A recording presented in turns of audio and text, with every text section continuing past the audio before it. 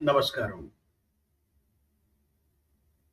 ప్రస్తుత కాలఘట్టంలో సాంకేతిక నైపుణ్యం అన్నది ఎంతటి మూర్ధన్య దశలోకి వెళ్ళిపోయిందంటే, మనిషి ఒక 20, 30 సంవత్సరాల క్రితం ఉన్నటువంటి తమ జీవితాన్ని ఊహించుకున్నట్లయితే, ఆ కాలం నుంచి ఈ కాలంలోకి ప్రయాణం చేసిన తర్వాత, ఇప్పుడున్నటువంటి ఈ సాంకేతిక పరిజ్ఞానం గాని, సాంకేతిక నైపుణ్యం వల్ల మనిషి యొక్క జీవిత సౌకర్యాలు మారినటువంటి విధానాన్ని గాని పరిశీలించినట్లయితే, మనిషి ఎక్కడి నుంచో ఎక్కడికో ప్రయాణం చేశాడని తప్పకుండా మనకు అర్థమవుతుంది. సాంకేతికతను ఉపయోగించుకొని మనిషి జీవన విధానాన్ని గాని సౌలభ్యంగా, సుఖవంతంగా మార్చుకుంటే అది తమ శాస్త్రీయ సాంకేతిక నైపుణ్యానికి ఒక ఫలితం ఉంటుంది. దానికి ఒక అర్థం ఉంటుంది. కానీ కొంతమంది ఈ సాంకేతిక శాస్త్రీయ పరిజ్ఞానాన్ని ఉపయోగించుకొని ఏర్పాటు చేయబడినటువంటి ఈ సామాజిక మాధ్యమాల్లో కేవలం తనకు ఏ పరిజ్ఞానం లేకపోయినా, కనీసం వాక్చాతుర్యం కూడా లేకపోయినా, ఏదో కొంతమంది మీద అభియోగాలు మోపి ఈ సామాజిక మాధ్యమాల్లో ప్రశస్తి పొందడానికి ప్రయత్నం చేస్తున్నటువంటి ప్రస్తుత యువతి యువకులు చాలా మంది తెలుసుకోవలసినటువంటి విషయం ఇది. దీనికి ఇప్పుడు ఒక 2 రోజుల నుంచి కేరళలో చాలా చర్చానీయాంశమైనటువంటి ఒక పేరు షంజితా ముస్తఫా అనే ఒక యువతి యొక్క, ఒక రాక్షస యువతి యొక్క కథ. ఆ రాక్షస యువతి ఒక దీపక్ అనే అమాయకమైనటువంటి యువకుడిని ఎలా ఆత్మహత్యలోకి విసిరివేసిందో అన్నదే ఈ సంఘటన యొక్క ఆ ఈ సంఘటన యొక్క వివరాలు అదే. కొన్ని రోజుల క్రితం ఈ షంజితా ముస్తఫా అనే ఈ యువతి ఈ కేరళలో ఉన్నటువంటి ఒక ముస్లిం లీగ్ అనే ఒక రాజకీయ పార్టీకి వార్డ్ మెంబర్ గా 2025 వరకు పనిచేసి, తర్వాత ఇప్పుడు జరిగినటువంటి ఎన్నికల్లో బహుశా ఆవిడ మెంబర్ గా ఎన్నిక చేయబడలేదా లేదా టికెట్ దొరకక వెళ్ళిపోయిందా అని తెలియదు. కానీ అప్పటి వరకు ముస్లిం లీగ్ పార్టీకి సంబంధించినటువంటి ఒక వార్డ్ మెంబర్ గా అనే వార్తా మాధ్యమాల ద్వారా తెలుస్తుంది. అయితే ఈ యువతి ఈ సామాజిక మాధ్యమాలను ఉపయోగించుకొని ఎలా ప్రశస్తి పొందాలో ప్రయత్నం చేస్తున్నటువంటి వాళ్లలో ఒక యువతి. ఈవిడ నిరంతరం రీల్స్ చేస్తూ, తన దగ్గర ఏ వాక్చాతుర్యం లేకపోయినా, ఎలాంటి మేధస్సు లేకపోయినా, ఎలాంటి పరిజ్ఞానం లేకపోయినా, ఇలాంటి వాళ్ళు ప్రశస్తి పొందడానికి ఉపయోగించేది కొన్ని మార్గాలను ఎంచుకుంటారు. కొంతమంది తమ శరీర ప్రదర్శనలు చేసి సామాజిక మాధ్యమాల్లో ప్రశస్తి పొందుతూ ఉంటారు. కొందరు అశ్లీలమైనటువంటి పదజాలను ప్రయోగించి, సంభాషించి ఈ సామాజిక మాధ్యమాల్లో ప్రశస్తి పొందుతున్నటువంటిది మనం చూస్తూనే ఉన్నాం.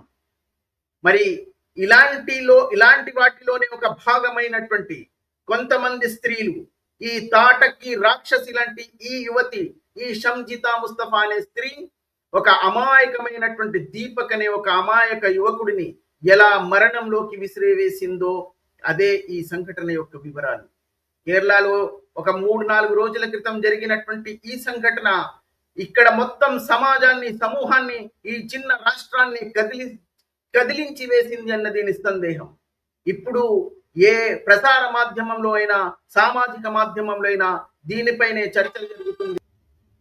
కేవలం ఈ షంజితా ముస్తఫా అనే ఈ రాక్షస తాటకి, ఈమెకి సంబోధించడానికి నా దగ్గర వేరే పదాలు ఉన్నప్పటికీ స్త్రీల పట్ల నాకున్నటువంటి గౌరవం నన్ను అడ్డుకుంటుంది కాబట్టి నేను ఇంకా దారుణమైనటువంటి పదాలు ఉపయోగించుకోదలుచుకోలేదు. ఈ పదాలు ఈ రాక్షసికి సరిపోవన్నది నా యొక్క అభిప్రాయం.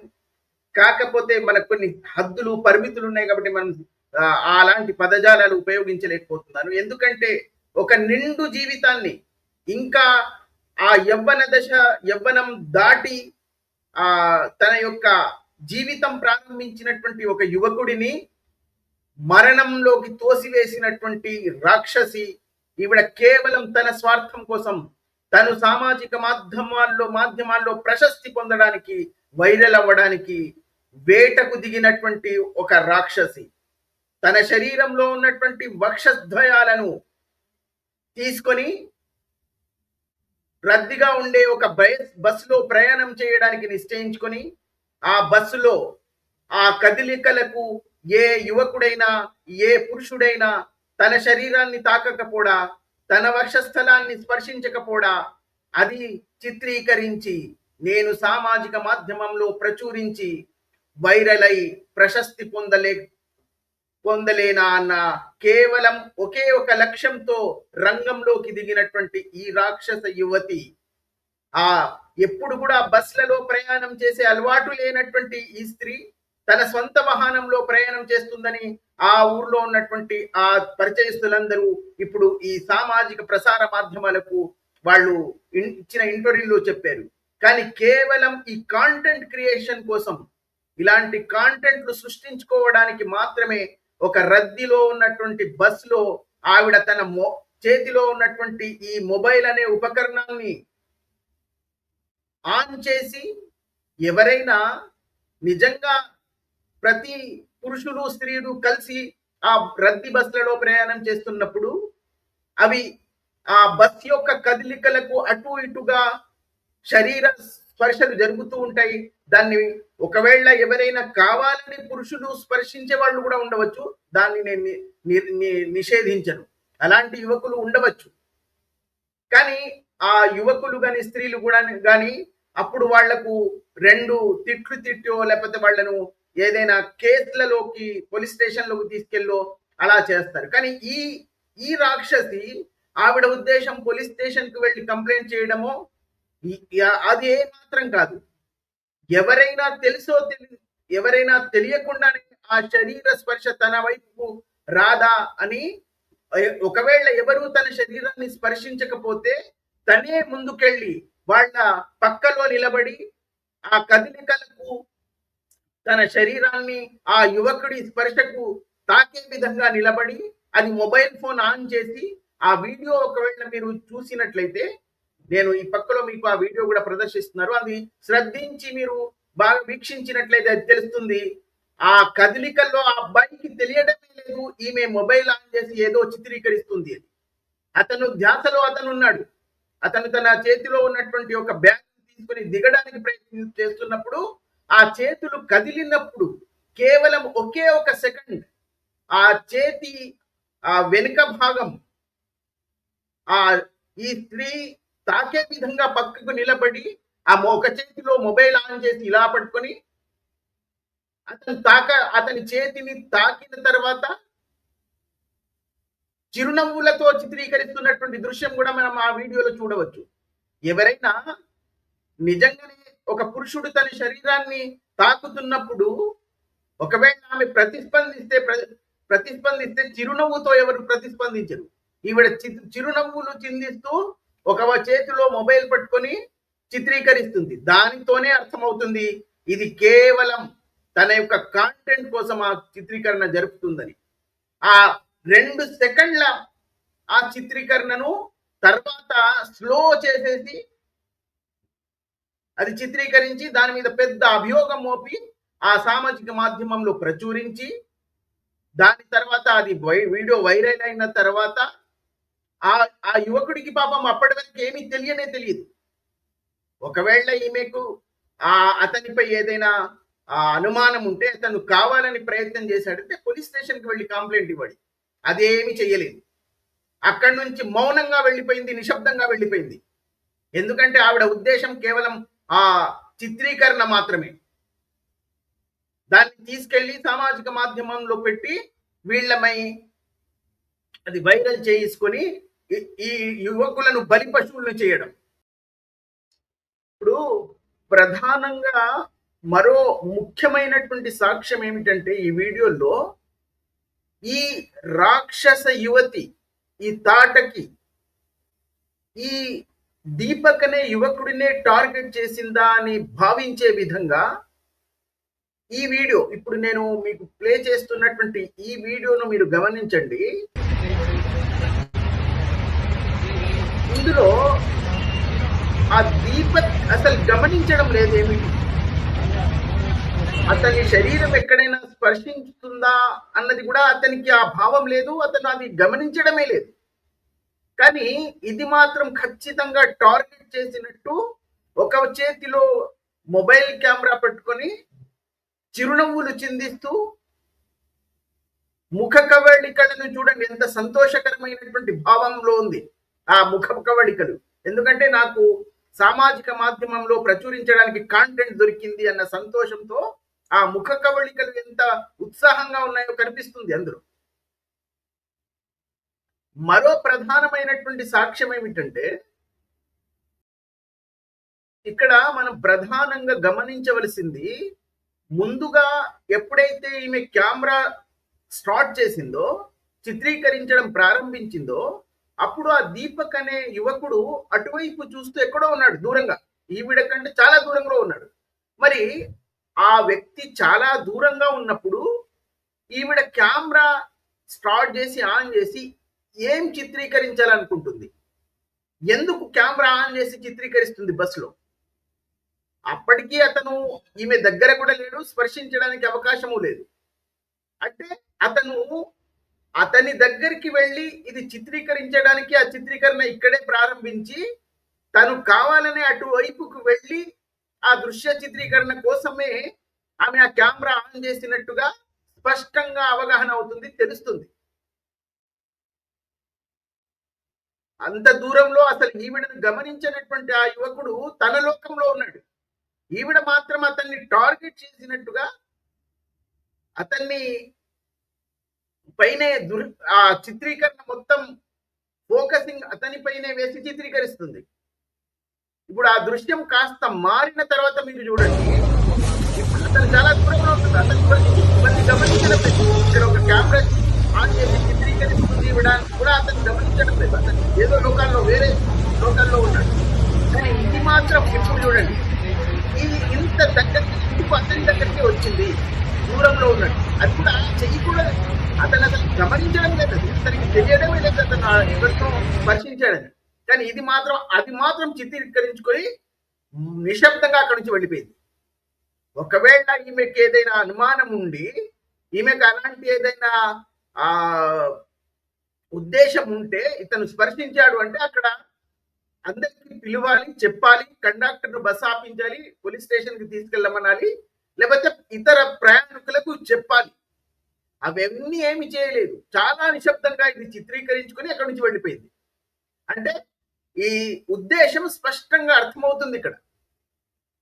ఈమె ఇంటి నుంచి బయలుదేరినప్పుడే ఒక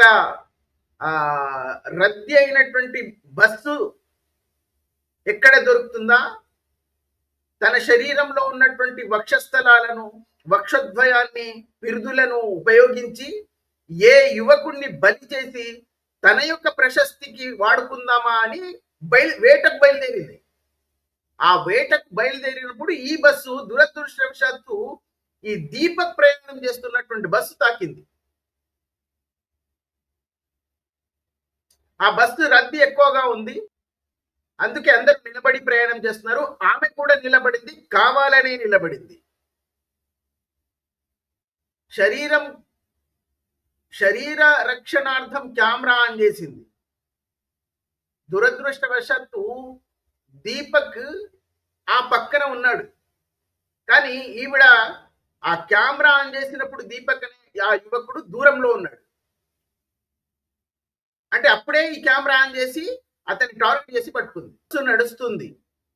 చదువుకున్న వాడి శరీరమైన, నిరక్షరాస్యుడి శరీరమైన, మగవారి శరీరమైన, ఆడవారి శరీరమైన, కండక్టర్దైనా, డ్రైవర్దైనా, క్లీనర్దైనా, శరీరాలు ఎవరివైనా లేదా ప్రాణం లేని వస్తువులేదైనా ఆ సమయంలో భౌతిక శాస్త్ర నియమానికి లోబడే ఉంటాయి.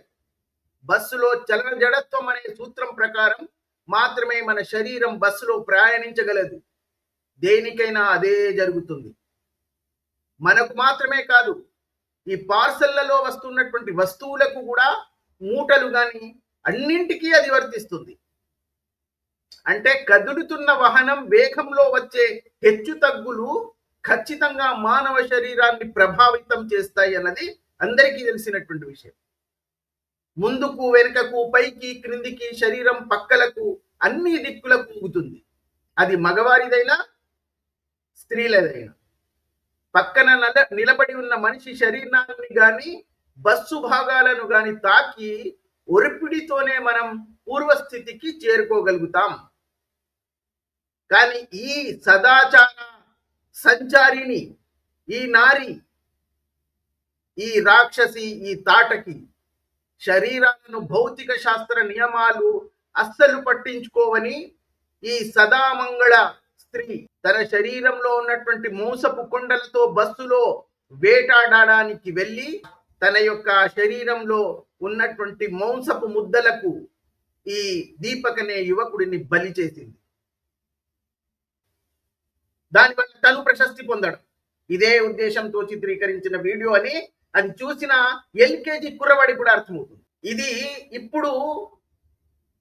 ఇది ఎప్పుడైతే ఆ యువకుడు రెండవ రోజు ఆ యువకుడికి ఎప్పుడైతే కొంతమంది స్నేహితుల ద్వారానో పరిచయస్తుల ద్వారానో తెలిసి ఆ వీడియో చిత్రీకరణ తనదే అని తనమ్నే ఇలా ఆమె అభియోగాలు మోపుతుందని తెలుసుకున్నటువంటి ఆ యువకుడు భయపడి, ఎందుకంటే అమాయకుడు ఏమీ తెలియనటువంటి ఒక యువకుడు కాబట్టి భయపడిపోయి రాత్రి తన స్నేహితుల దగ్గర దీనిపై చర్చ జరిపినప్పటికీ, స్నేహితులు ఆశ్వాసం కల్పించినప్పటికీ అతను భయపడిపోయి ఆ చట్టరీత్యా ఈమె, ఎందుకంటే స్త్రీల పట్ల స్త్రీలను ఏదైనా ఇలాంటివి జరిగినట్లయితే ఆ చట్టపరంగా వాళ్లకు ఎట్లాంటి సంరక్షణ ఉంది, అది నిరూపించబడినా నిరూపించబడకపోయినా ముందు జైల్లోకి వస్తారని తెలుసుకున్నటువంటి ఈ యువకుడు బహుశా రాత్రికి రాత్రి తన జీవితాన్ని ఆత్మహత్యకు బలి ఇచ్చేసాడు. దాని తర్వాత అందరూ సామాజిక మాధ్యమాల్లో ప్రతిస్పందించి రంగంలోకి దిగి ఈ యువతిని చీల్చి చెండాడుతున్నటువంటి ఈ పరిస్థితుల్లో వాళ్ళ తల్లిదండ్రుల యొక్క రోదన వింటే ఏ మనసైనా కదిలిపోతుంది. ఆ స్నేహితుడు ఎవరైతే రాత్రి ఉపదేశం ఇచ్చాడో, ఏమి కాదు నువ్వు భయపడుకొని ఉపదేశించినట్టు ఆ స్నేహితుడు వెక్కి వెక్కి ఏడుస్తున్నాడు. అతను ఉపదేశించినప్పటికీ భయపడి ఆత్మహత్య చేసుకున్నాడు ఈ యువకుడు, దీపక్ అనే యువకుడు.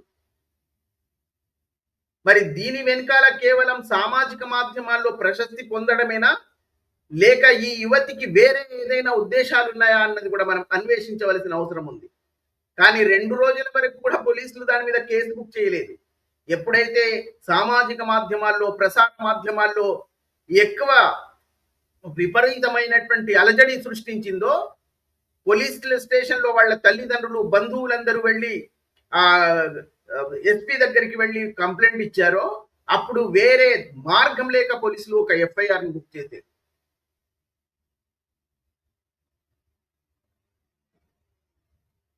యువతులు ఇంత దారుణమైనటువంటి దుస్థితిలోకి దిగజారితే